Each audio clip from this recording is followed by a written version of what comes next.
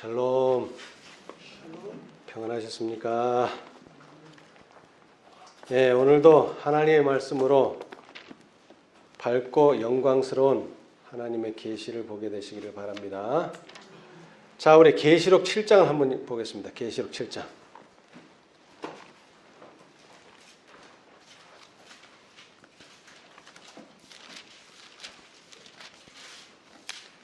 계시록 7장을 보시면은 우리 1절 제가 한번 읽어보겠습니다. 이 일 후에 내가 네 천사가 땅 네 모퉁이에 선 것을 보니 땅의 사방의 바람을 붙잡아 바람으로 하여금 땅에나 바다에나 각종 나무에 불지 못하게 하더라. 2절 또 봄에 다른 천사가 살아계신 하나님의 인을 가지고 해 돋는 데로부터 올라와서 땅과 바다를 해롭게 할 권세를 얻은 네 천사를 향하여 큰 소리로 외쳐 가로되 우리가 우리 하나님의 종들의 이마에 인치기까지 땅이나 바다나 나무나 해하지 말라 하더라. 그러면서 내가 입맞은 자의 수를 들으니 이스라엘 자손의 각 지파 중에서 입맞은 자들이 14만 4천이니. 우리가 잘 아는 14만 4천인의 인치는 사업에 대한 그러한 예언의 말씀입니다. 자, 그런데 이 성경절이 끝나고 8절에 이 성경절이 끝나고 자 9절 이 일 후에 내가 보니 각 나라와 족속과 백성과 방언에서 아무라도 능히 셀 수 없는 큰 무리가 흰옷을 입고 손에 종려가지를 들고 보호자 앞과 어린 양 앞에 서서 큰 소리로 외쳐 가로되 구원하심이 보호자에 앉으신 우리 하나님과 어린 양에게 있도다 하니 모든 천사가 보호자와 장로들과 네 생물의 주위에 섰다가 보호자 앞에 엎드려 얼굴을 대고 하나님께 경배하여 가로되 아멘. 찬송과 영광과 지혜와 감사와 존귀와 능력과 힘이 우리 하나님께 세세토록 있을지로다. 아멘 하더라. 예. 자, 여기에 구원 얻은 허다한 무리 뿐만 아니라 모든 천사가 또 보좌와 장로들과 네 생물 주위에 서 있는 모든 생물들이 뭐라고 찬양했어요? 아멘. 찬송과 영광과 지혜와 감사와 존귀와 능력과 힘이 누구에게 있도다? 우리 하나님께 세세토록 있을지로다 라는 찬양의 말로 하나님께 영광을 돌렸습니다. 사실 여러분 영광, 찬송, 지혜, 감사, 존귀 이거 다 하나님께 돌려야 될 덕목들입니다. 자, 그런데 우리는 오늘 이 시간에 능력과 힘에 대해서 좀 보기를 원합니다. 능력과 힘. 여기에서도 말했지만 이 능력과 힘은 누구에게서부터 오는 것입니까? 하나님께로부터 오는 것입니다. 예. 자, 그래서 여기 증언보감 3권 305페이지에 보면 이런 말씀이 있어요. 여러 곳에 진리를 소개한 후에 용기와 힘과 기술이 부족하여 그 일을 지탱해 나가지 못하는 것은 큰 잘못인 바 이는 그 사업이 그 지역이 꼭 필요로 하는 철저하고 지속적인 노력이 없이 방치되기 때문이다. 이 일이 어렵게 되고 반대가 일어나게 되면 그는 하나님께 피해 금식하며 울며 기도하면서 그 구름이 사라지고 어둠이 없어질 때까지 믿음으로 빛과 능력과 힘의 근원 되시는 분에게 매달리는 대신 비겁하게 뒤로 물러나고 만다. 믿음은 의심과 반대하는 감화와 충돌할 때 강하게 된다. 이런 시련들을 통하여 얻은 경험은 가장 값비싼 보석들보다도 더 가치가 있다. 예. 예, 선교하는 일에 있어서 우리가 어떤 저항을 만나거나 또는 어떤 반대에 부딪힐 때 탄원하라 그랬어요. 하나님께. 왜? 그분은 빛과 능력과 힘의 근원이 되시기 때문입니다. 예. 여러분, 예수님께서 돌아가시기 직전에, 십자가에 돌아가시기 직전에 하늘에 가 있는 두 사람을 만났죠. 누굽니까? 모세와 엘리야. 자, 그런데 여러분, 제가 한번 질문을 할게요. 여러분, 모세가 늙어 죽었습니까? 기력이 쇠해서 죽었어요? 몇 살에 죽었죠? 120. 왜 120이에요? 자, 궁전에서 40년. 그 다음에요, 광야에서 40년. 그 다음에 또, 여기서 말하는 광야는 미디안 광야, 도망가서 40년, 양치면서 40년 살았어요.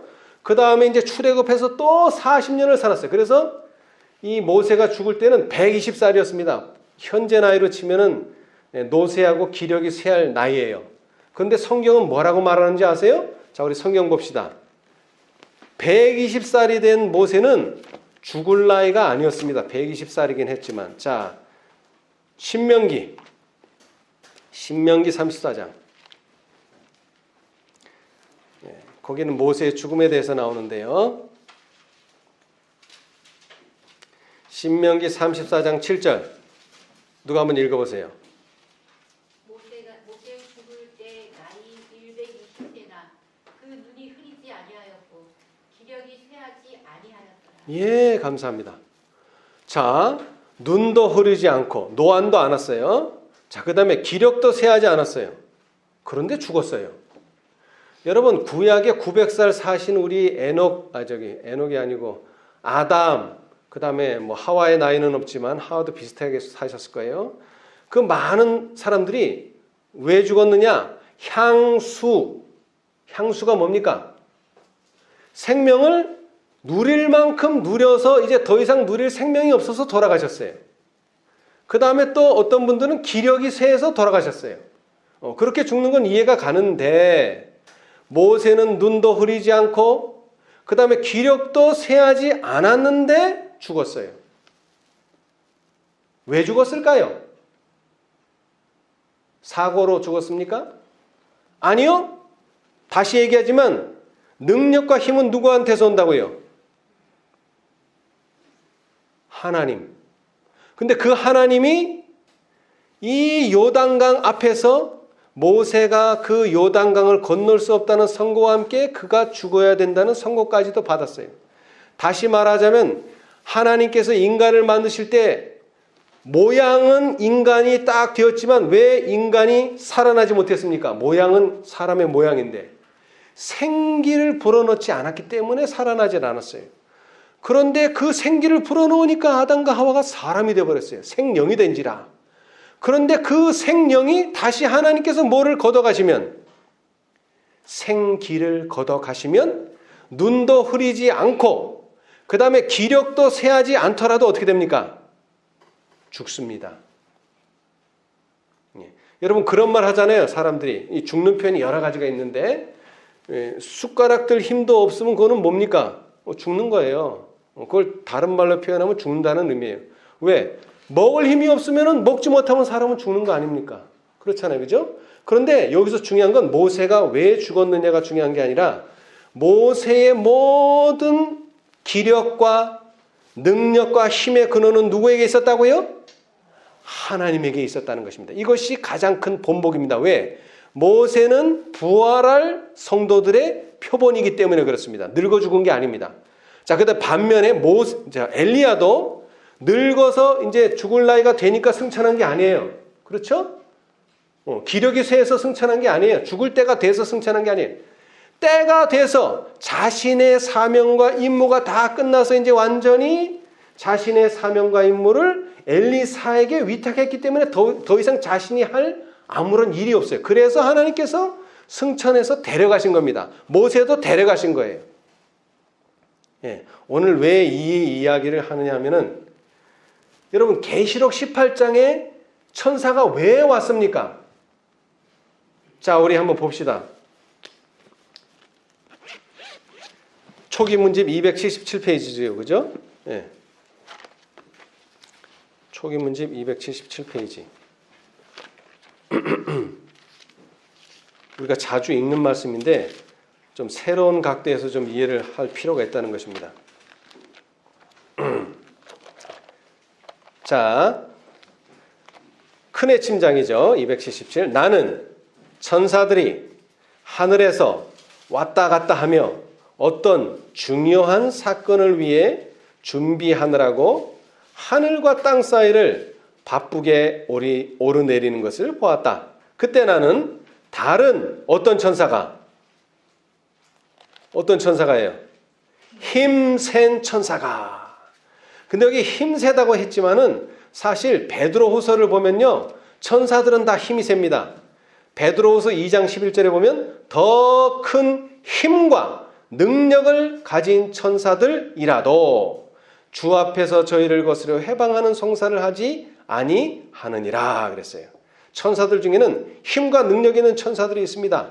자, 그런데 이 큰애 침장에 나오는 천사도 나는 힘센 천사가 명령을 받고 셋째 천사와 연합하여 그의 기별에 무엇과 무엇을? 능력과 힘을 주기 위하여 지상에 내려오는 것을 보았다. 여러분, 이 말의 의미를 잘 이해하셔야 돼요. 오늘날 재림교회 안에서요, 새 빛을 받았다고 하는 사람들이 나와요. 근데 그 사람들이 주장하는 게 이 지금 초기 문집의 기사와 맞지 않아요. 왜 맞지 않아요? 여태까지 재림교회가 믿어왔던 셋째 천사의 기별을 전복시키기 때문에 그래요. 근데 새로 나타나는 넷째 천사는, 다른 힘센 천사는 전복시키는 천사가 아니라 오히려 뭐 한다 그랬어요? 능력과 힘을 주는 거지 뭘 바꾸는 게 아니에요. 근데 자꾸 뭘 바꾸려는 사람들이 있어요. 그건 뭐가 잘못된 거예요. 우리는 절대 바꾸지 않습니다. 그런데 뭐는 없어요? 능력과 힘은 없어요. 이게 중요한 거예요. 오늘날 넷째 천사가 존재하는 이유는 셋째 천사가 뭘 잘못 가르쳐서 그거 바로잡으려고 해주는 게 아닙니다. 오해하시면 안 돼요. 바로잡을 게 없어요. 그들이 가지고 있는 진리는 완전하고 확고하고 분명해요. 근데 거기에 뭐가 없어요? 능력과 힘이 없어요. 근데 왜 능력과 힘이 필요할까요? 이게 중요해요. 이게 키포인트예요. 아니, 기별 받았으면 됐지 거기다 왜 또 능력과 힘이 필요하냐 이거예요. 이것이 오늘 우리가 이 시간에 공부해야 될 내용입니다. 근데 분명히 말하지만 다른 힘센 천사는 그 셋째 천사에게 능력과 힘을 주어야만 하며 그 능력과 힘을 받을 때에 큰 능력과 영광이 그 천사에게 주어졌으니 그가 내려올 때 세상이 그의 영광으로 환해졌다. 이 환해진 일이 이루어졌습니까? 이루어지지 않았어요. 제가 이 수수께끼를 왜 넷째 천사는 왔대는데 왜 그의 영광으로 땅은 환해지지 않았는가? 그러면서 또 다섯째 천사는 왜 오는가? 환해지지도 않았는데. 이렇게 순서적으로 오면은 넷째가 하는 일이 완성되고 나서 다섯째가 와야지. 순서적으로는 맞는데 왜 넷째도 완성되지 않았는데 다섯째가 왔는가? 이게 항상 의문이었었어요. 그런데 그런 숙제도 오늘 풀어보면서 왜 셋째 천사는 능력과 힘이 필요한가? 이걸 이해를 해야 된다는 것입니다. 자, 여기에 보면은요, 이 화입 부인이 제가 그래서 예언의 신에서 능력과 힘, 이 단어를 가지고 있는 예언의 신이 어딘가를 잘 찾아봤어요. 많이 나오지는 않습니다만은 그 중에 하나가 이것입니다. 잘 들어보세요. 새 빛에 대한 반응. 새 빛에 대한 반응. 이게 어디에 나오는 거냐 하면은 설교와 강연 1권에 120에서 121에 나오는 내용이에요. 여러분이 딱 새 빛이라고 딱 들으셨을 때 느끼셨던 것처럼 이것은 1888년 사건이 있은 다음에 있는 내용입니다. 새 빛에 대한 반응. 제목이 그래요. 소제목이 새 빛에 대한 반응. 미시간 배틀 크릭의 성경학교에서 한 권면입니다. 1890년 2월 3일 월요일 날 하신 권면이에요. 화이트 부인께서. 좀 들어보세요. 내용이 길기는 한데, 나의 형제들이여, 나는 밤낮으로 아주 근실히 일하고 있다. 내 마음은 움직이고 있다. 과거에 나타났던 것들이 내내 끊임없이 내 마음에 되살아나곤 한다. 나는 내 혀를 침묵시킬 수 없는 부담이 압박하고 내리 누르는 것을 느낀다. 이제 우리는 그것을 말했고 요청하였으며 그것을 지금 그대 앞에 제시하고 우리가 앞으로 이 집회가 마친 후 전 존재가 쇠약하여 호흡이 멈추고 어느 때고 내 생명이 끝날 때까지 우리 전 존재의 힘을 다하여 간구하고 간청하며 기도하고 씨름할 것이다. 다른 집회에서도 여전히 나는 백성들을 위하여 강권함을 받을 것이다. 이제 그대들은 이런 것들 중에 어떤 것을 하지 못했는가? 매번 우리 백성들은 모이고 와서 들으며 왔던 것처럼 돌아간다. 그들은 작은 빛을 가지고 있을지 모른다. 그러나 그들은 그것에 따라 행동하지 않는다. 그들은 여호와의 편에 서지 않는다. 그대들은 그 사람들이 하나님의 영께서 조명하시는 능력으로 그들이 반응할 수 있게 심령과 영혼에 바로 들어올 수 있는 곳에 마음의 길을 열어놓지 않는 것을 바라보지 않는다. 만일 하나님께서 이 면으로 내게 일하고 계시다면 왜 우리 형제들로부터 더 많은 결정적인 반응이 없고 그들은 역시 이를 붙잡지 아니하는가? 그것은 내게 계속적으로 부담이 누르고 항상 그렇듯이 형제와 자매들은 이 면에 할 만한 특별한 일이 아무것도 없는 것처럼 앉아있기만 하라는 것인가? 이제 형제들이여, 우리는 예수 그리스도 안에서 붙잡는 것이 우리의 특권인 일을 잡을 것인지를 알기 원한다. 나는 하나님께서 여기 있는 우리에게 그리스도의 의에 관하여 강조하신 빛을 뒤로 던져버리려고 하는 노력, 한 반대 영향이 있음을 안다. 그러나 형제들이여, 하나님께서 나를 통해 말씀하신 것은 진리이다. 이것은 그대들 모든 영혼이 받아들일 진리이며 그렇지 않으면 그대들은 이슬이나 비가 없는 길보아의 황량한 들과 같은 어두움에 버려질 것이다. 제가 영문을 직접 보지 않았기 때문에 좀 여러분이 제가 이 말하는 말을 들으면 좀 이해가 안 가는 부분이 있겠지만 요약하자면 그리스도의 의가 1888년에 왔는데 왜 이것을 붙잡지 않는가, 그런 내용입니다. 그렇죠? 예. 자, 그런데 왜 사람들이 이것을 붙잡지 않는가에 대해서 화이트는 다른 표현으로 새 빛에 대한 반응이라 이렇게 표현하셨어요. 새 빛에 대한 반응.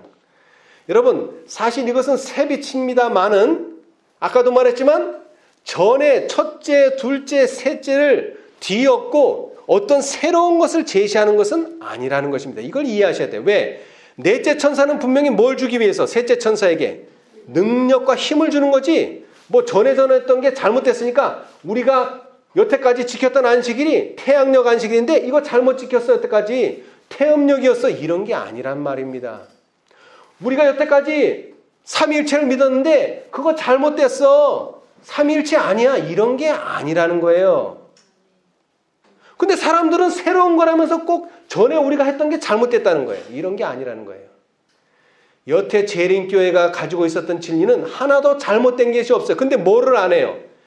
이 사람들이 이 빛대로 살지 않는 거예요. 실천하지 않는 거예요. 그래서 능력과 힘이 없어요. 그래서 결국에는 이 빛이, 아까도 우리 과정 공부 시간에 공부했지만 땅 끝까지 이 빛이 전해져야 되는데 힘과 능력이 없기 때문에 새 천사의 기별을 땅 끝까지 전할 수가 없다는 것입니다. 이제 우리는 이것에 관한 지혜로운 지식을 갖기를 원한다. 우리는 산 믿음으로 예수 그리스도의 의를 붙잡기 원하며 우리가 아무것도 없음을 알게 된다. 우리는 우리의 능력에 최선껏 일할 수도 있다. 그러나 우리는 자신 안에 어떤 공로도 만들 수 없다. 그것을 할 수 있는 것은 오로지 예수 그리스도의 의이다.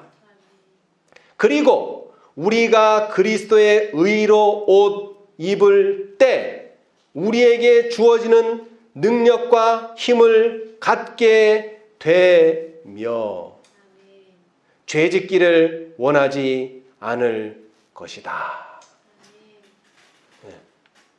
여러분 사실 세 천사의 기별이 안전해진 건 아닙니다만은 더 분명하고 더 능력 있게 전해지질 않았어요. 왜? 교회 안에서 그것이 실수냐 아니면은 뭐 상징수냐 분분해요. 뭔가 하나 정하기를 싫어해요. 상징이면 상징이라고 정하든지 실수면 실수로 뭔가를 정하기를 싫어해요. 그러니까 교회가 뭐가 없어요? 힘과 능력이 없어요. 자꾸 쭈삣쭈삣하기만 하지. 요즘 사람들이 그러잖아요. 제가 지난 시간에도 했지만 우리가 물이 나와서 우리 발목이 잠기고 무릎이 잠기고 그 다음에 우리 키를 넘어가는 그 물 속에 잠겨야지 능력이 나가는데 자꾸 잠기지는 않고 팔짱을 딱 끼면서 관망하는 거예요. 저 넷째 천사가 과연 되면은 어떻게 되는가? 저게 잘 되면 내가 거기에 참가하고 잘 되지 않으면 나는 거기에 참가하지 않는다. 관망하는 자세를 보고 있는 재림을 기다리는 형제 자매들이 너무나 많다는 것입니다. 그런데 왜 능력과 힘이 필요한가? 이 기별이 땅끝까지 가려면 거기에는 능력과 힘이 부여돼야 된다는 것입니다. 예. 자, 그래서 제가 이 능력과 힘에 대해서 성경절을 찾아봤어요. 그랬더니 제일 먼저 나오는 게 이것은 문자 그대로는 찾기가 좀 힘듭니다. 왜냐하면 번역이 약간씩 다르게 되어 있기 때문에. 그런데 이 능력과 힘을 다른 말로는 능력 또는 권세 또는 권능으로 이렇게 번역을 많이 했어요. 그래서 그런 성경절이 나오는 제일 첫 번째 성경절이 르우벤에 대한 묘사입니다. 창세기 49장 3절. 르우벤아 너는 내 장자여 나의 능력이요 나의 기력의 시작이라. 위강이 초등하고 권능이 탁월하도다마는. 이것은 르우벤에게 주어진 약속입니다. 장자에게 주어진 약속입니다. 뭐가 있다고요? 장자에게? 능력. 장자라는 뜻은 내 대를 잇는다는 말입니다. 그것은 다시 말하면 나의 능력이 그대로 전수된다는 말이고 그것은 권능을 말합니다. 그 다음으로 인용된 게 바로 출애굽 사건입니다. 아까도 말했지만 하나님께서 이스라엘 백성들이 어떤 일을 해야 될지 사명을 특별히 이방 사람들이 이스라엘을 보면서 하나님의 특별한 섭리를 보게 된 사건이 바로 출애굽 사건입니다. 여기서는 순전히 기적과 이적만 나타납니다. 인간으로서 할 수 없는 일들이 나타납니다. 그럼으로써 이방인들이 야 저분은 저렇게 하는 분은 창조주 하나님밖에는 저런 일을 할 분이 없다. 이것을 확실히 각인시키는 겁니다. 그래서 여기 보면은 신명기 8장 17절에 보면 또 두렵건대 내가 마음에 이르기를 내 능과 능력이죠. 내 능과 내 손의 힘으로 권세로 내가 이 재물을 얻었다 할까 하노라. 그 말은 이스라엘 백성들이 사실은 노예로 살았는데 노예한테 누가 재물을 줍니까? 일한 삭스를 주지 않습니다. 노예는 당연히 일해야 되는 것이고 그런데 하나님의 권능으로 나왔기 때문에 그들이 일한 삭스를 다 받았습니다. 근데 왜 그렇게 받았느냐? 이것은 하나님의 능력과 하나님의 힘에 의해서 그렇게 된 것이지 네가 잘해서 단 게 아니라는 거예요. 이것이 분명히 출애굽 사건에서 나타났어요. 그 다음에 이것을 가장 많이 언급한 사람은 이사야입니다. 이사야. 자, 이거는 찾아봅시다. 이사야 40장. 이사야 40장.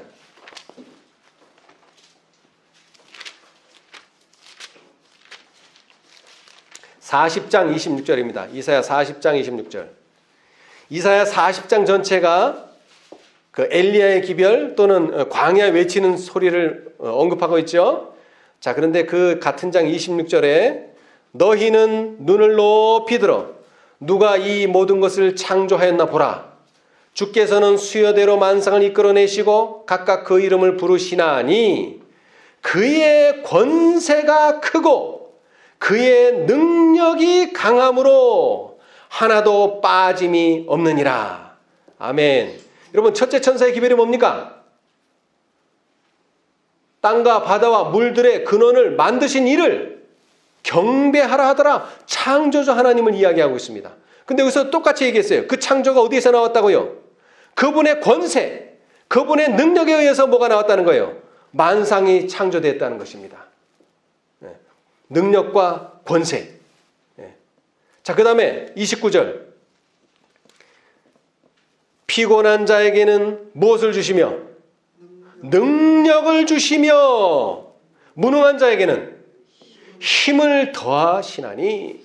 여러분 열천에 비해 보면은 왜 졸며 자게 됐다 그랬습니까? 왜 졸며 자게 됐어요? 시간이 자꾸 지체되는 거예요. 여러분 사실 지체라고 표현하긴 뭐합니다. 첫째 천사의 기별이 전해졌을 때 1844년 봄에서 1844년 가을로 간 거 수개월이에요. 그런데 하여튼 지체는 지체예요. 그것도. 그러나 그것은 사실적으로는 지체가 아니에요. 그러나 셋째 천사의 기별이 외쳐지고 넷째 천사가 발해질 때까지는 정말로 지체됐습니다. 100년이라고 하는 시간이 지나버렸어요. 곧 오신다는 예수님이 100년이라고 하는 시간이 지나버리니까 사람들이 다 어떻게 됐어요? 신실한 자나 미련한 자가 다 같이 졸며 잘새가 되어버렸어요. 무엇이 필요하게 됐어요? 능력과 힘이 필요하게 된 것입니다. 능력과 힘이. 기별을 바꾸자는 것이 아닙니다. 기별을 새롭게 하자는 것도 아니고 다만 능력과 힘이 연약하게 되었기 때문에 그것을 만회할 또 하나의 기별이 또 하나의 천사가 와야 된다는 것입니다. 스가랴서는 더 정확하게 말했습니다. 스가랴서 4장 6절. 스가랴서 4장 6절.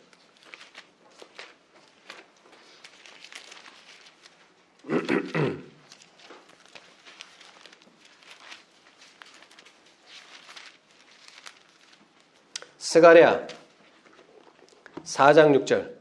그가 내게 일러 가로되 여호와께서 스룹바벨에게 하신 말씀이 이러하니라. 만군의 여호와께서 말씀하시되 이는 뭐로 되지 아니하며 힘으로 되지 아니하며 능으로 되지 아니하고, 사실 이것은 인간의 힘과 인간의 능력입니다. 하나님의 힘과 하나님의 능력으로 안 된다는 그런 뜻이 아니라 인간의 힘과 인간의 능력으로 되지 아니하고 오직 뭐로요? 나의 신으로 되느니라. 아멘. 이 나의 신은 성령의 역사에 의해서, 성령의 부어주심에 의해서 주어지는 힘, 성령의 부어주심으로 주어지는 하나님의 능력, 이것으로 마지막 사업이 마친다는 것입니다. 여러분 대총회가 이 사업 마칠 수 있을 것 같으세요? 천만의 말씀입니다. 물론 조직은 가능합니다. 조직은 가능합니다. 여러분 이 지구상에서 가장 강력한 종교 조직체가 두 개 있어요. 하나는 천주교회, 하나는 재림교회입니다. 뭐 개혁운동이 됐든 뭐가 됐든 이 조직에 대해서 가장 강력한 리더십을 가지고 있는 교회는 이 지구상에 딱 두 개밖에 없어요. 그러나 그 리더십으로 이 사업을 마칠 수는 없습니다. 왜? 왜 안 됩니까? 왜 안 돼요?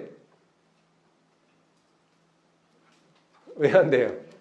진리가 없기 때문에 그렇습니다. 뭐 다른 거 아니에요. 제가 촐리치 목사님한테 맨날 귀가 따갑게 들은 소리가 있어요. 그때 당시에 새 친구를 봐라. 새 친구가 온 나라에 대표자들을 불러왔을 때 온 나라의 대표자들한테 하나님은 누구밖에 없다? 여호와 하나님밖에는 없다고 했지 않았습니까? 그렇죠? 근데 그 일을 이룬 사람이 몇 명이에요? 교회가 있어요? 무슨 단체가 있어요? 단지 3명. 그 3명이 뭘 했기 때문에? 원칙에 굳게 섰고 진리를 고수했기 때문에 그런 일이 벌어졌다는 것이에요. 여러분 다시 말하지만 능력과 힘이 필요한 것은 전쟁입니다. 제가 이제 성경과 예언의 신을 찾아보겠지만 이 넷째 천사가 온 것은 다시 말하자면 일열 법령이 우리 시야 안으로 들어왔다는 이야기이기도 합니다. 1888년 전까지는 일열 시험령이 올 것이라는 예상은 하고 있었지만 그런 일은 절대로 벌어지지 않았어요. 그런데 1888년에 미국 의회에서 일열 법령을 제정하려고 하는 움직임이 일어났었어요. 대단했었습니다. 사람들이 우왕좌왕하고 난리가 났었어요. 그럴 때 존스가 가서 이 미국은 종교 자유의 나라다. 청교도들이 세운 나라다. 그런데 어떻게 종교를 탄압하고 억압하느냐. 그래서 아주 강력하게 얘기해서 그것이 무산됐어요. 그런데 그 법 자체는 사라진 게 아닙니다. 지금도 있어요. 상정만 되지 않고 그것이 제정만 되지 않았을 뿐이지 지금도 언제든지 꺼내서 하면은 제정이 될 수 있어요. 그런데 그것이 오게 될 수 있는 계기가 바로 넷째 천사가 왔기 때문에. 왜? 그는 능력과 힘을 주는데 이 능력과 힘은 바로 일열 법령을 이길 수 있도록 해주는 능력과 힘이기 때문에 그렇습니다. 다시 말하면 이 능력과 힘을 받아들이지 않으면 절대로 일요일 법령은 통과할 수가 없습니다. 그 사건이 역대하에 나옵니다. 역대하. 자, 우리 역대하 보겠습니다. 역대하. 역대하 14장. 우리가 지금 선지자 왕을 공부하고 있는데 우리가 지금 배우고 있는 내용 중에서 나오는 내용입니다. 나중에 한번 더 유심히 잘 보시기 바랍니다. 이 아사왕 시대 때에 국력이요 상당히 강했습니다. 국력이 상당히 강했어요. 자, 아사왕 때의 14장 8절에 보시면 아사의 군대는 유다 중에서 자, 이 남방 유다는 두 개의 지파로 구성되어 있죠. 유다와 누굽니까? 베냐민입니다. 이 두 지파밖에 안 돼요. 그런데 군사력이 어떤가 보십시다. 유다 중에 큰 방패와 창을 잡는 자가 얼마요? 30만이요. 베냐민 중에 작은 방패를 잡으며 활을 당기는 자가 얼마요? 28만이라. 다 어떤 용사더라? 작은 용사가 아닙니다. 큰 용사가 얼마나 있어요? 전부 다 합치면 30만에 28만 58만. 거의 출애굽 당시에 하나님께서 축복하셔서 그들의 백성이 왕성하게 번성했던 60만 대군을 회상할 만큼 아주 군사력이 강력했습니다. 자, 그런데 이 강력한 군사력에도 불구하고 9절 구스 사람 세라가 저희를 치려하여 군사 얼마요? 이야, 58만도 많은데 거기에 2배에 해당하는 100만과 병거 300승을 거느리고 마레사의 이름에 아사가 마주 나아가서 마레사의 스바다 골짜기에 진치고 그 하나님 여호와께 부르짖어 가로되 여호와여 강한 자와 약한 자 사이에는 주밖에는 도와줄 이가 없사오니 우리 하나님 여호와여 우리를 도우소서. 우리가 주를 의지하며 주의 이름을 의탁하였고 이 많은 무리를 치러 왔나이다. 여호와여 주는 우리 하나님이시오니 원컨대 사람으로 주를 이기지 못하게 하옵소서 하였더니 12절 여호와께서 구스 사람을 아사와 유다 사람 앞에서 쳐서 패하게 하시니 구스 사람이 도망하는지라. 여러분, 이 군사력으로 보면은 유다의 군사들이 질 수밖에 없습니다. 왜? 군사력이 약해요. 58만 대 100만. 그리고 이 이스라엘에게는 없는, 유다에게는 없는 병거까지 300승이나 있어요. 구스 사람. 그런데 왜 졌습니까? 왜 졌어요? 여호와 하나님이 도와주심으로 졌습니다. 다시 말하면 여호와 하나님이 능력과 힘을 보태주시니까 진 거예요. 군사력의 싸움이 아닙니다. 그런데 공교롭게도 이 성경절에 대한 주석을 한번 읽어봅시다. 이 성경절에 대한 주석. 역대하 14장 11절에 대한 주석. 성경 주석. 화이트보드 주석. 자, 그 밑에 있죠. 우리가 하나님을 뭐 할 때에? 신뢰할 때에 하나님께서 우리와 함께 일하심. 이 기도는 우리가 드릴 만한 기도이다. 우리의 전망은 결코 낙관적이 아니다.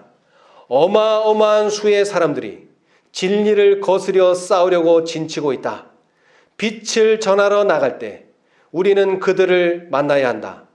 우리의 소망은 우리가 아는 진리의 지식이나 우리의 능력에 있지 않고 살아계신 하나님 안에 있다. 능하신 하나님께서 그의 능력을 나타내실 것이라는 살아있는 믿음이 있어야 한다. 그 외의 모든 것은 실패임이 드러날 것이다. 다시 말합니다. 우리 지식 가지고, 우리 가지고 있는 그 지식 가지고 이길 수 없습니다, 여러분. 제가 이것도 얘기 드릴 건데, 과거에 모세훌이라는 목사가 있었어요. 모세훌.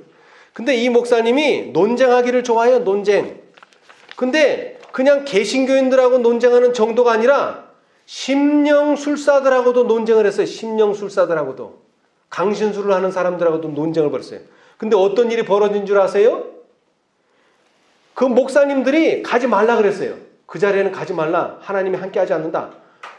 초기 문집에도 있지 않습니까? 사단이 함께하는 집회는 가지 말라. 천사들이 너를 도와주지 않는다. 그런데 간 거예요. 그러니까 혼자가밖에 못 가죠. 왜냐하면 다른 목사들은 가기를 원치 않아서. 이분은 목사님이셔서. 그런데 이분이 간 거예요. 그런데 그 토론에 갔다 온 다음에 이분이 영향을 받아가지고 심령 강신술에 빠진 거예요. 이 목사님이. 그래서 화이트분이 편지를 받았어요. 1862년 11월 5일에 나는 헐 형제, 이분이 헐 목사거든요. 모세 헐 형제의 상태를 보았다. 그는 두려운 상태에 빠져 있었다. 헌신과 생기발랄한 경건의 부족 때문에 그는 사단의 제안에 굴복당했다. 그가 주님의 강한 팔 대신에 자신의 힘을 의지했기 때문에 그 강한 팔은 부분적으로 제거되었다. 헐 형제는 성실하게 다루어져 왔다. 그는 자신의 본성대로 할 수 없을 정도로 지나치게 많은 제지를 당했다고 느꼈다.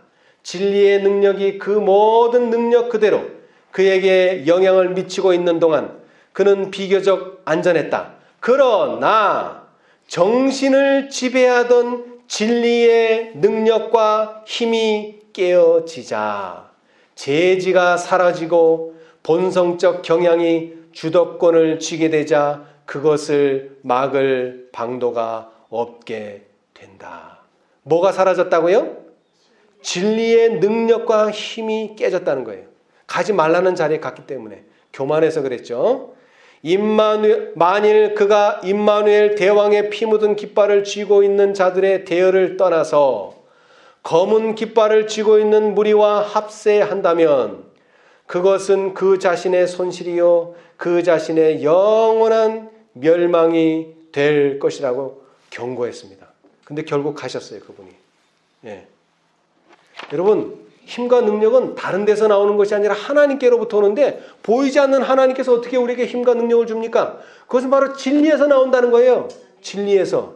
자, 그런데 그 똑같은 상황이 이 아사왕 시대 때 전쟁에서도 나타난 것입니다. 군사력으로 열세예요. 군사력으로. 하나님은 이스라엘의 원수들을 패주시켰다. 그는 그들의 군대를 어지럽게 하셨고 그들은 어디로 가는지도 모르고 그냥 도망질을 쳤다. 이스라엘의 주 하나님 앞에 누가 능히 서리요? 지금 우리는 혈과 육에 대하여 싸우고 있는 것이 아니라 정사와 권세와 하늘에 있는 악의 영들에 대하여 싸우라고 하고 있다. 주께서는 우리를 격려하사 우리의 모든 힘의 근원이신 그분을 쳐다보게 하신다. 그분이 우리를 도우실 수 있는 분이시다. 우리는 사람들을 바라보고 또 그들은 우리에게 권면을 주겠지만 우리가 패배할 수도 있는 것이다. 그러나 이스라엘의 하나님이 우리를 위하여 그 일을 맡으시면 그분은 그 일을 성공시켜 놓을 것이다. 우리는 하나님과 나와의 관계가 바른지를 알고 싶어한다. 만약 우리들이 하나님 앞에 옳지 못하면 하나님과 바른 관계를 맺기 위하여 열렬한 노력을 경주해야 한다. 개인적으로 무엇인가를 해야 한다.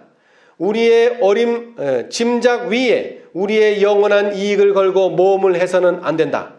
모든 것을 정당한 위치에 놓고 하나님의 요구를 따라야 하며 그리고는 하나님께서 우리의 노력과 함께 해 주시기를 기다려야 한다. 야하시엘이 가로되 온 유다와 예루살렘 거민과 여호사밧 왕이여 들을지어다. 여호와께서 너에게 말씀하시기를 이 큰 무리로 인하여 두려워하거나 놀라지 말라. 이 전쟁이 너희에게 속한 것이 아니요 하나님께 속한 것이니라. 아멘. 이 말씀을 우리는 붙잡아야 합니다. 하나님은 그의 진리의 빛으로 우리 속에서 일하신다. 우리는 그의 모든 계명을 순종해야 한다. 우리가 이 점을 참작할 수 있다면 즉 우리가 종사하고 있는 일은 우리의 일이 아니요 하나님의 일이며 우리의 한 비천한 도구로서 그와 함께 일하는 동역자라는 것을 일편단심 하나님의 영광을 위하여 그리스도인 생활의 완성을 위하며 그 생활의 시작을 잘못하지 않고 하나님의 뜻을 행하기 위한 준비로 땅에서 받아야 될 훈련의 필요성을 깨달을 수가 있다면 자아를 높이지 말고 자신을 믿지도 말고 그분이 우리를 기꺼이 도우시려고 하시고 또 도우실 수 있다는 것을 알고 하나님을 신뢰해야 한다. 하나님이 그의 백성들과 함께 일하실 것이지만 그분에 대한 우리의 신뢰와 확신이 확고한 위치에 있어야 한다. 리벤드 헤럴드 1887년 5월 10일. 그리고 뭐가 이루어졌어요?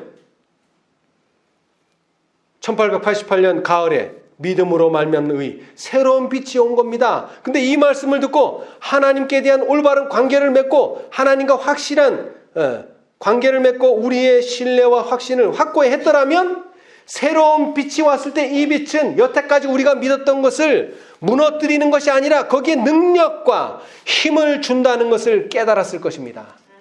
그러나 준비되지 못했기 때문에 그들은 여태까지의 그들의 모든 토대를 무너뜨리는 줄로 오해를 했습니다. 예. 자, 그러나 이 기별이 힘과 능력을 주기 위해서는 또 한 가지 조건이 있어요. 또 한 가지 조건. 자, 그것은 바로 이것입니다. 자, 이것은 교회증언 1권 269에서 270에 있는 내용인데요. 마음을 찢는 고민의 때가 우리 앞에 놓여 있다.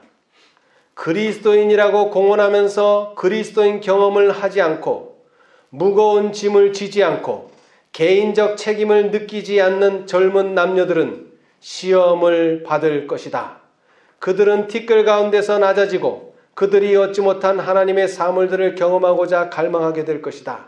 전쟁이 곧 터지려고 합니다. 아, 하나님, 이제 당신의 백성들을 지켜주소서. 여기에 나오는 전쟁은 어떤 전쟁입니까? 남북전쟁입니다. 남북전쟁. 근데 이 전쟁은 실제적으로는 육해전쟁, 남북전쟁이지만 하나님의 백성들의 편에서는 이것은 영적인 전쟁입니다. 왜 영적인 전쟁입니까? 하나님의 보배가 되는 당신의 자녀들이 이러한 전쟁에 참여할 수 없다는 말씀이 교회증언 1권에 있죠. 왜? 남북전쟁을 해보니까 이 전쟁에는 도저히 위생병으로 가면 되지 않느냐. 그래서 가서 해봤더니 그래가지고도 안 되는 거. 아예 전쟁 자체에 참여하지 말아야 된다는 것을 뼈저리게 느꼈어요. 이 전쟁을 통해서.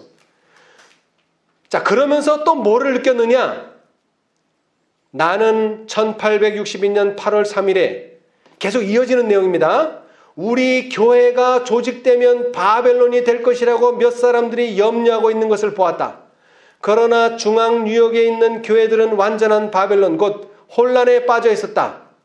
자, 이 1861년에 전쟁이 일어나면서 혼란하니까 이 혼란한 틈에 교회 재정 문제라든지 그 다음에 우리는 하나님의 백성으로서 전쟁에 참여할 수 없습니다라고 제시했을 때 그럼 네 어떤 교회 다니냐? 그랬더니 조직이 없는 거예요. 조직이. 그래서 조직의 필요성을 느꼈는데 많은 사람들이 조직하면은 뭐가 된다? 바벨론이 된다. 이런 우려를 나타내면서 조직하는 것을 반대해 왔어요. 그런데 오히려 조직하는 것을 반대한 교회들이 혼란에 빠졌어요. 그 내용을 말하는 겁니다. 혼란에 빠지는 것은 바벨론이라고 말씀하고 계십니다. 맞습니까? 뭐 복잡하게 얘기할 것 없이 혼란하단 말이에요. 이것도 아니고 저것도 아니고 우왕좌왕. 그게 바벨론이에요. 우왕좌왕하는 거. 그것이 혼란한 상태이고. 자, 그런데 그러므로 이제 질서를 실천하고 강요할 수 있도록 교회가 조직되지 않을 것 같으면 미래에 있어서 바랄 것이 아무것도 없다. 이 말은 뭐예요? 지금 조직하지 않으면 미래는 없다는 것입니다. 이와 비슷한 내용의 이런 말씀도 있죠. 우리는 주님께서 우리를 인도해 오신 길과 우리의 과거 역사를 통하여 주신 그분의 가르침을 잊어버리는 것 외에는 미래를 위하여 두려워할 것이 전혀 없다는 말씀도 있습니다. 자서전 196페이지. 자, 그런데 이때 당시는 조직이 매우 필요했다는 것입니다. 왜요? 이러한 전쟁의 틈바구니에서 조직이 없으니까 많은 사람들이 혼란에 빠지고 질서가 없어진 거예요. 그러니까 그러지 않아도 전쟁 때문에 혼란스러운데 더 혼란스러워진 거예요. 세우기 위한 것보다 살피고 비난하기 위한 정신을 품어왔다. 만일 하나님의 종들이 연합해서 그들의 위치를 지키고 과단성 있게 일해왔을 것 같으면 하나님의 백성들 사이에는 일치시키는 가마가 존재했을 것이다. 분리시키는 장애물은 산산조각으로 깨어졌을 것이다. 그리하여 안식일 준수자들의 대열에는 지금껏 우리가 목격하지 못한 놀라운 능력과 힘이 존재하게 되었을 것이다. 뭐가 존재하게 되었을 것이라고요? 능력과 힘이. 연합은 그런 힘을 가져옵니다. 근데 그것이 조직과도 관련이 있다는 거예요. 많은 사람들이 그래요. 재림교회 안에서 개혁하고 부흥해야지. 참 말씀은 좋고 뜻은 좋은데, 근데 오히려 이렇게 분리가 된 것이 우리의 뜻은 아니었지만, 전쟁으로 말미암아 당신의 백성들이 출교를 당했지만, 이렇게 분리돼서 오히려 새로운 조직을 하는 것이 오히려 하나님께서는 능력과 힘을 주실 수 있는 기회가 된 것입니다. 자, 그러나 이 조직이 진리가 없는 조직이라면 이것은 세우면 세울수록 바벨론입니다. 세우면 세울수록 바벨론이에요. 왜냐하면 이것은 당을 짓는 것이기 때문에. 그러나 이때 당시에 1861년 당시에, 그리고 우리가 1863년에 조직을 했는데, 이때 당시에는 조직이 상당히 요구되고 필요했어요. 그래서 이것은 정말로 필요한 때였습니다. 하나님의 백성들이 걸어온 매 진보의 단계마다 그것을 반대하기 위한 준비를 갖추고 선 사람들이 있다. 담대하게 일해보고자 하는 사람들의 마음은 동료 일꾼들 편에 있는 연합의 부족 때문에 슬프고 괴로워진다. 우리는 엄숙한 시대에 살고 있다. 사단과 악한 천사들은 강력한 힘으로, 또한 세상을 도움의 대상으로 삼아 일하고 있다. 엄숙하고 중요한 진리를 믿노라고 주장하는 자칭 안식일 준수자들은 그들의 힘을 하나님께서 세우고자 하시는 바를 무너뜨리고 파괴하는 흑암의 세력에 병합된 영향력과 연합시킨다. 그런 자들의 영향은 하나님의 백성들 사이에서 이루어지는 개혁의 진전을 막는 자들의 소위로 기록된다. 네.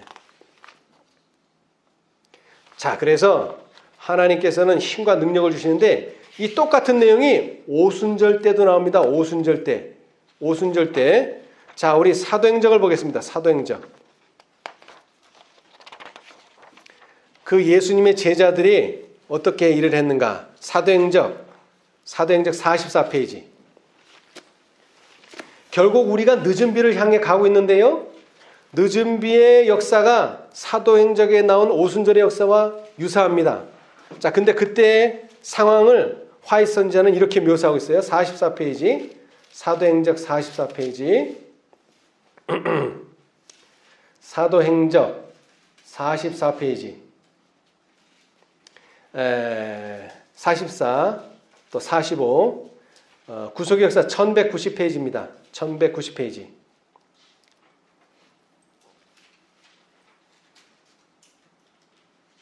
자, 44라고 쓰여있죠? 거기서 한 4줄 내려오면 새로운 문단이 시작합니다. 왼쪽 단에서. 그리스도께서 제자들에게 설명하셨던 성경 말씀이 이러한 하늘의 빛으로 말미암아 그들 앞에 완전한 진리의 빛으로 제시되었다. 여러분, 새로운 거 배운 거 아닙니다. 그렇죠? 예수님 돌아가신 다음에 새로운 거 배울 시간도 없었어요. 근데 뭐가 완전한 진리의 빛으로 제시되었어요? 여태까지 배웠던, 제자들이 여태까지 배웠던 그 진리들이 이른비의 역사에 의해서 하늘의 빛으로 말미암아 어떻게 됐어요? 완전한 진리의 빛으로 깨닫게 된 겁니다. 그 너머를 보지 못하도록 그들을 막았던 장막은 이제 폐지되어 제거되었으므로 그들은 그리스도의 사명의 목적과 그분의 나라의 성질을 완전하고 명확하게 이해하게 되었다. 제자들은 구주의 능력으로 말하였으므로 청중들에게 구속의 경륜을 드러낼 수 있었으며 많은 사람들이 가책을 느끼고 확신을 갖게 되었다. 그들은 제사장들의 가르친 유전과 미신을 마음에서 제거하고 대신 구주의 교훈을 받아들였다. 그 말을 받는 사람들은 침례를 받음에 이날의 제자의 수가 3,000이나 더하더라. 유대 지도자들은 그리스도의 사업이 그의 죽음으로 끝났다고 생각하였으나 그렇게 되기는커녕 그들은 오순절의 경이로운 광경을 목격하게 되었다. 그 경이로운 광경이 뭔가? 그들은 지금까지 알려지지 않은 무엇과 무엇을 받은 능력과 힘을 받은 제자들이 그리스도를 전파하는 것을 들었고 그들의 말은 이적과 기사가로 확증되었다. 유대교의 요새인 예루살렘에서도 무수한 사람들이 나사렛 예수가 메시아임을 믿는 신앙을 공공연히 선언하였다. 이 놀라운 일이 일어났다는 것입니다. 어떻게 해요? 능력과 힘을 제자들이 받으니까. 예.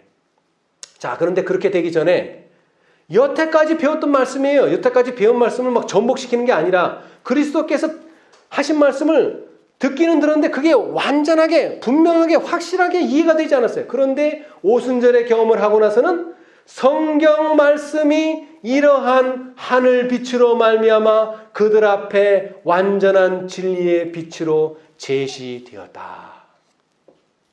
여러분 로얄 젤리 아시죠? 로얄 젤리의 근원이 뭔지 아세요? 로얄 젤리의 근원.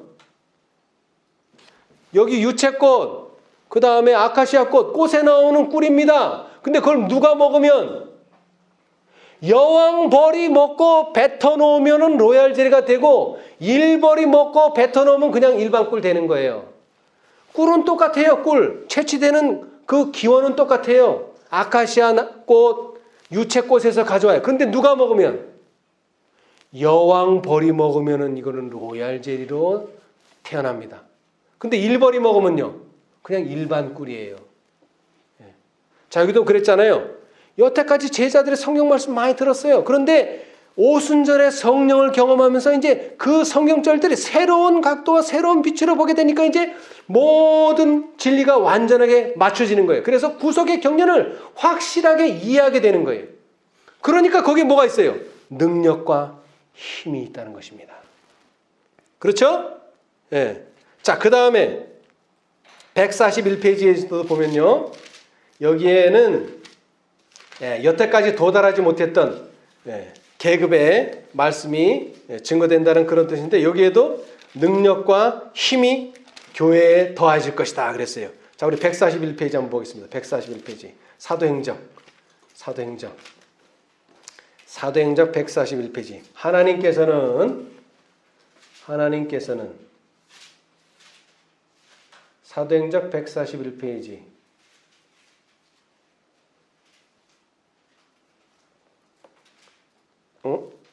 이게 제가 잘못 적었나 보네. 하나님께서는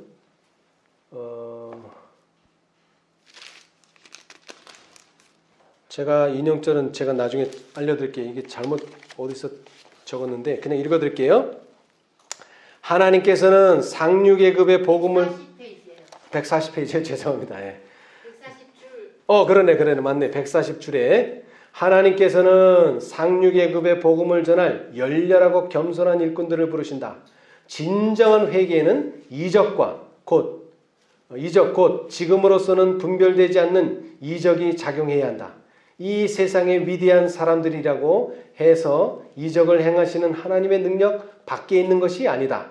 만일 그분의 동역자들이 하나님과 함께 기회를 활용하는 사람들이 되어 용감하고 충실하게 그들의 의무를 행한다면 하나님께서는 책임있는 지위에 있는 사람들, 지성과 영향력을 가진 사람들을 계심시킬 것이다. 성령의 능력을 통하여 많은 사람들이 거룩한 원칙들을 받아들이게 될 것이다. 진리로 거듭난 그들은 빛을 전하기 위하여 하나님께서 쓰시는 대리자들이 될 것이다. 그들은 버려진 계급의 다른 영혼들을 위하여 특별한 짐을 지게 될 것이다. 시간과 재정이 주의 사업에 들어오게 될 것이요, 새로운 능력과 힘이 교회에 더하여질 것이다. 아멘. 그것을 주기 위해서 넷째 천사가 왔다는 것입니다. 그런데 오늘날 많은 사람들이 새로운 것을 가져왔다 하면서 자꾸 전에 있는 것을 자꾸 뭘 바꾸려고 그래요. 여러분, 우리는 그런 일 하지 않습니다. 우리는 그 하나님의 사업을 하기 위한 능력과 힘을 받아야 되는데 그러기 위해서는 겸손한 자가 돼. 내가 하는 것이 아니라 하나님이 하신다는 것입니다. 내가 하는 것이 아닙니다. 그것은 다른 말로 하면 대청해도 할 수 없다는 것입니다. 대청해도 할 수 없습니다. 그 어떠한 조직력과 그 어떠한 목사나 그 어떠한 능력을 가진 사람은 할 수 없습니다. 오직 하나님의 능력을 신뢰하고 의지하는 사람들만이 이 일을 할 수 있습니다. 오늘날 그 일을 위해서 우리를 부르신 것입니다. 그것이 계시록 18장 천사인 것입니다. 자, 다시 말합니다.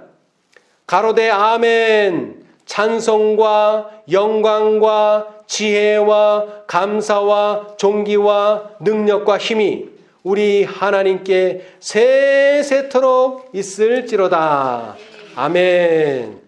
이제 마지막으로 이사야의 성경절을 하나 읽고 마치겠습니다. 이사야서 40장. 이사야 40장 말씀 읽고 마치겠습니다.